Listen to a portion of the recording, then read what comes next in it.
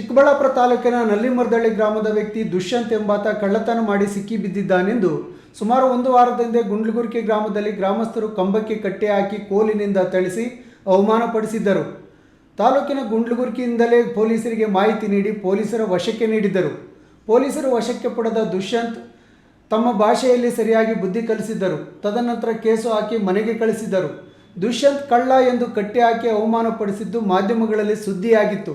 ಇಷ್ಟೆಲ್ಲ ಅವಮಾನ ಪಟ್ಟುಕೊಂಡ ದುಷ್ಯಂತ್ ಮನೆಗೆ ಹೋದ ಮೇಲೆ ಹೆಂಡತಿ ಮಕ್ಕಳು ಸಂಬಂಧಿಕರು ಸರಿಯಾಗಿ ತೆಗೆದುಕೊಂಡಿದ್ದರು. ಮತ್ತೊಂದು ಕಡೆ ಚೀಮಾರಿ ಹಾಕಿಸಿಕೊಂಡಿದ್ದ ದುಷ್ಯಂತ್ ಈ ಎಲ್ಲ ಅವಮಾನ ಸಹಿಸಲಾರದೆ ಮನೆಯಲ್ಲಿ ವಿಷದ ಮಾತ್ರೆಗಳನ್ನು ತೆಗೆದುಕೊಂಡು ಸಾವಿಗೀಡಾಗಿದ್ದಾನೆ. ಕಳ್ಳತನ ಮಾಡಿ ಸಿಕ್ಕಿಬಿದ್ದ ವ್ಯಕ್ತಿಯನ್ನು ನೇರವಾಗಿ ಪೊಲೀಸರಿಗೆ ಒಪ್ಪಿಸದೆ ಗ್ರಾಮದಲ್ಲೇ ಕಂಬಕ್ಕೆ ಕಟ್ಟಿ ಅವಮಾನಿಸಿ ಮಾನವ ಹಕ್ಕುಗಳ ಉಲ್ಲಂಘನೆ ಮಾಡಿದ್ದರು ಎನ್ನಲಾಗಿದ್ದು, ಈಗ ಆ ವ್ಯಕ್ತಿ ಇದೇ ಕಾರಣಕ್ಕೆ ಸತ್ತು ಹೋಗಿದ್ದು ಹೆಂಡತಿ ಮಕ್ಕಳು ಬೀದಿ ಪಾಲಾಗಿದ್ದಾರೆ. ಈ ಸಾವಿಗೆ ಯಾರು ಕಾರಣ ಎನ್ನುವುದನ್ನು ಈಗ ಪೊಲೀಸರು ತನಿಖೆ ನಡೆಸಬೇಕು. ಯಾರ ಮೇಲೆ ಕ್ರಮ ಜರುಗಿಸುತ್ತಾರೋ ಕಾದು ನೋಡಬೇಕು. KS ನಾರಾಯಣಸ್ವಾಮಿ, ಈ ನ್ಯೂಸ್ ಟಿವಿ, ಚಿಕ್ಕಬಳ್ಳಾಪುರ.